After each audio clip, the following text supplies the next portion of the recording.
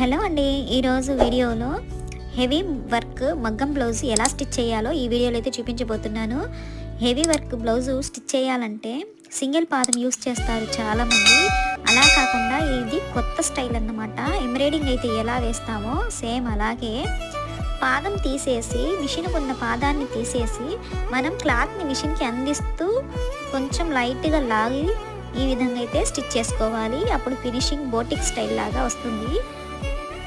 వీడియోలో చూపించే విధంగా అయితే ఒకసారి ట్రై చేయండి. ఇలాగే పాదం లేకుండా ఇలా వీడియోలో చూపిస్తున్నాను కదా, స్లోగా ఇలాగా స్టిచ్చింగ్ అనేది వేసుకుంటూ వెళ్ళాలి. మనం స్టిచ్ వేసేటప్పుడు పూసలు అనేవి పగలకుండా, సూది కూడా ఇరగకుండా ఫినిషింగ్ అనేది చాలా బాగా వస్తుంది. ఒకసారి ఇలా ట్రై చేయండి. Thank you.